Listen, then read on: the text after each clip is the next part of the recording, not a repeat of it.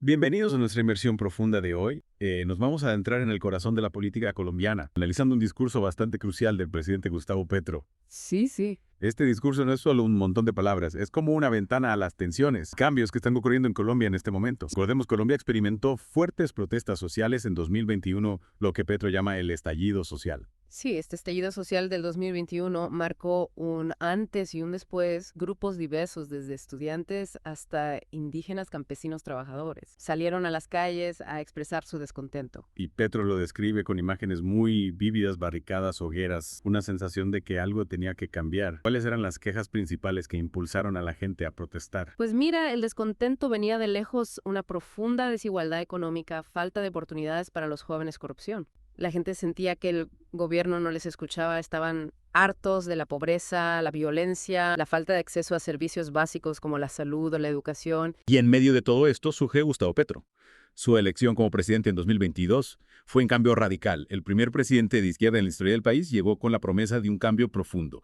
¿Qué esperanzas y expectativas acompañaron su victoria según se refleja en el discurso? Pues el discurso está cargado de esa esperanza y ese deseo de cambio que ya llevaron al poder. Habla de construir una Colombia más justa, igualitaria, pero también hay una conciencia clara de los desafíos a los que se enfrenta. Petro sabe que no va a ser fácil. Claro, y uno de los puntos centrales de su discurso son las reformas sociales que quiere implementar.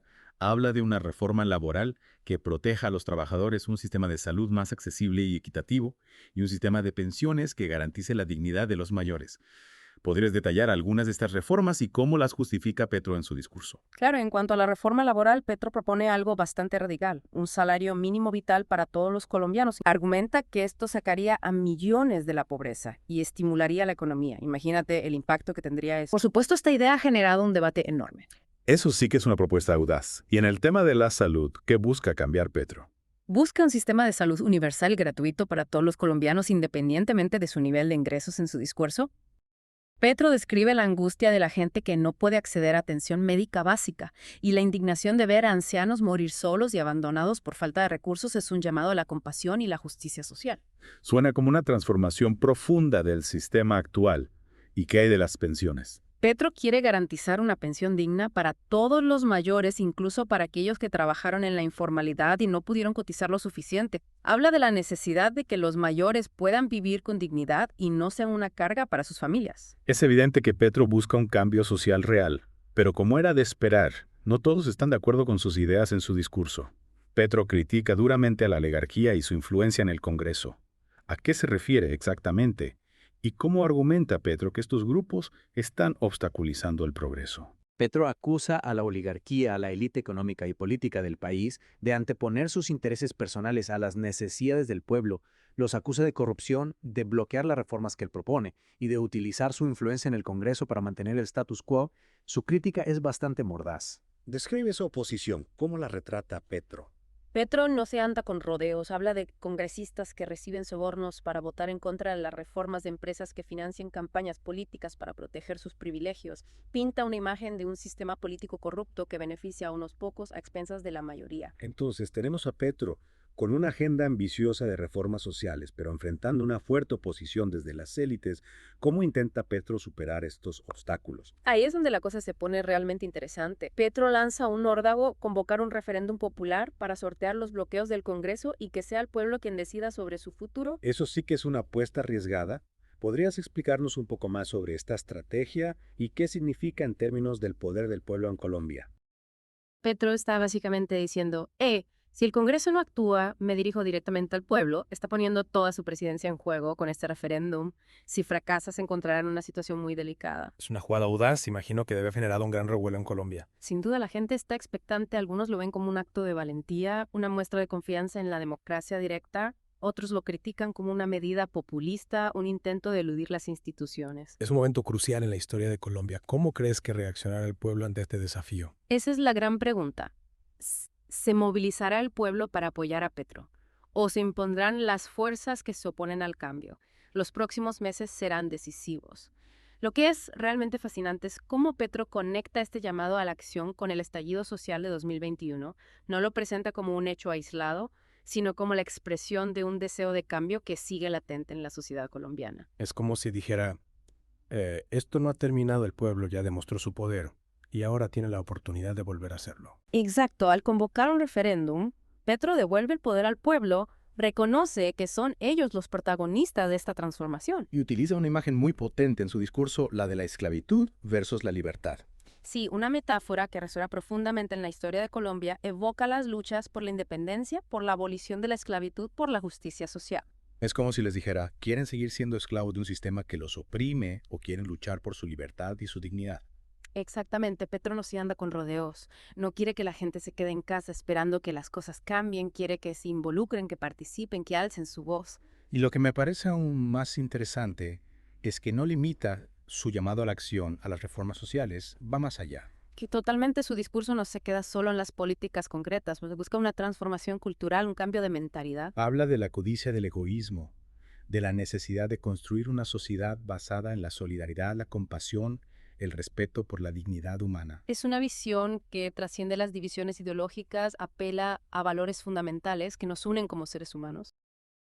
Y al conectar su agenda política con estos valores universales, busca construir un movimiento más amplio que vaya más allá de sus seguidores tradicionales. Es una estrategia inteligente, quiere crear una coalición lo suficientemente fuerte como para superar la resistencia de la oligarquía y sus aliados. Claro, porque si solo se dirige a la izquierda a los que ya lo apoyan, no logrará los cambios que busca, necesita convencer a más gente. Exacto, necesita que gente de diferentes sectores, incluso aquellos que tradicionalmente se han opuesto a la izquierda, se sumen a su proyecto. Pero la pregunta sigue siendo, ¿lo conseguirá? ¿Logrará Petro movilizar al pueblo colombiano para que apoye su visión? Esa es la gran incógnita. Los próximos meses serán cruciales para saber si su llamado a la acción tiene eco en la sociedad colombiana y si la promesa de cambio se convierte en realidad. Y volviendo al discurso, hay un elemento que me llamó mucho la atención. La crítica de Petro al Congreso es bastante dura, ¿no? Sí, es una crítica muy contundente. Petro acusa a algunos congresistas de estar más preocupados por sus propios intereses que por el bienestar del pueblo. Los acusa de bloquear las reformas, de anteponer el dinero a la justicia social. Y no se queda ahí, ¿verdad? Va más allá. Exacto, los acusa de corrupción, de recibir sobornos para obstaculizar el cambio. Esos son palabras mayores. ¿En qué se basa para hacer esas acusaciones? Petro menciona casos concretos de corrupción en el Congreso de Leyes que se aprueban para beneficiar a empresas o grupos específicos a cambio de sobornos. Entiendo. Y esto explica en parte su decisión de convocar un referéndum, ¿no? Es como si dijera, si no puedo contar con el Congreso, acudiré directamente al pueblo. Exacto. El referéndum es una forma de sortear el bloqueo del Congreso y darle al pueblo la última palabra. Es una apuesta arriesgada, pero también muy estratégica. Porque el apelar directamente al pueblo presiona al Congreso y lo obliga a tomar en serio las demandas de la gente. Es una lucha de poder entre el Ejecutivo y el Legislativo. Y en medio de esa lucha está el pueblo colombiano expectante, esperando ver si la promesa de cambio se materializa. Es un momento histórico para Colombia, un momento de incertidumbre, pero también de esperanza. Totalmente el futuro del país está en juego y solo el tiempo dirá cuál será el resultado de esta batalla por la transformación social. Hablando de transformación social, es interesante cómo Petro no se limita a las reformas tradicionales. Su visión va más allá de la política económica o social. Habla de una transformación cultural, de un cambio de mentalidad. Claro, menciona la necesidad de superar la codicia, el egoísmo, la violencia que ha marcado la historia de Colombia. Propone construir una sociedad basada en la solidaridad, la compasión, el respeto por la dignidad humana. Es una visión inspiradora que busca sanar las heridas del pasado y construir un futuro más justo y equitativo. Pero también es una visión que enfrenta enormes desafíos. Cambiar las estructuras de poder, las mentalidades arraigadas, no es tarea fácil. Y Petro es consciente de eso, ¿no? En su discurso reconoce que el camino hacia la transformación no será fácil, que habrá resistencia, obstáculos, dificultades. Sí, pero a la vez transmite un mensaje de esperanza, de convicción, de que el cambio es posible si el pueblo se une y lucha por él. Es un llamado a la acción, una invitación a participar en la construcción de un nuevo país. Y este llamado resuena con fuerza en un momento en que Colombia se encuentra en una encrucijada histórica. Sin duda, el país se debate entre la posibilidad de un cambio profundo y la inercia de un sistema que se resiste a la transformación. ¿Logrará Petro movilizar al pueblo colombiano para que apoye su visión de un nuevo país? Esa es la pregunta que nos deja este discurso. Una pregunta que solo el tiempo y la voluntad del pueblo colombiano podrán responder. Y hablando de lucha, no podemos olvidar que Petro es un líder que ha vivido la violencia de cerca. Sí, su pasado como guerrillero le da una perspectiva única sobre el conflicto armado que ha asolado a Colombia durante décadas.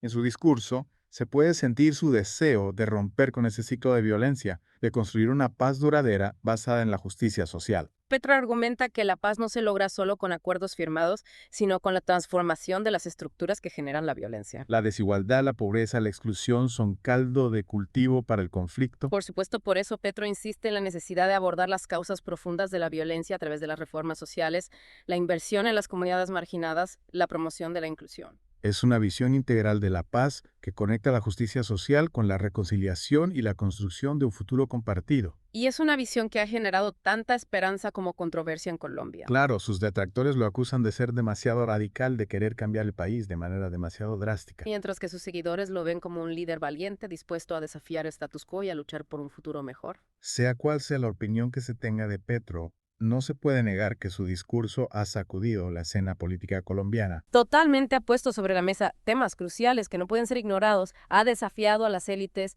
ha despertado la esperanza de un cambio. Y ha dejado al pueblo colombiano con una pregunta fundamental. ¿Qué camino queremos tomar? ¿Queremos seguir con el mismo sistema que nos ha llevado a la desigualdad y la violencia? ¿O estamos dispuestos a luchar por un futuro diferente? Esa es la pregunta que resuena en el aire, una pregunta que cada colombiano tendrá que responder en los próximos meses y años. Y mientras tanto, nosotros seguiremos explorando estos temas, estas ideas, estas tensiones que marcan el presente y el futuro de Colombia. Porque creemos que el conocimiento es la mejor herramienta para comprender la complejidad del mundo y para construir un futuro más justo e igualitario para todos. Exacto. Y antes de terminar, nos gustaría invitarles a que nos apoyen en nuestro canal de YouTube, Voces de Colombia. Suscríbanse, denle like a nuestros videos y déjenos sus comentarios. Queremos saber qué piensan. Y si les gusta nuestro contenido, también pueden apoyarnos a través del botón Gracias.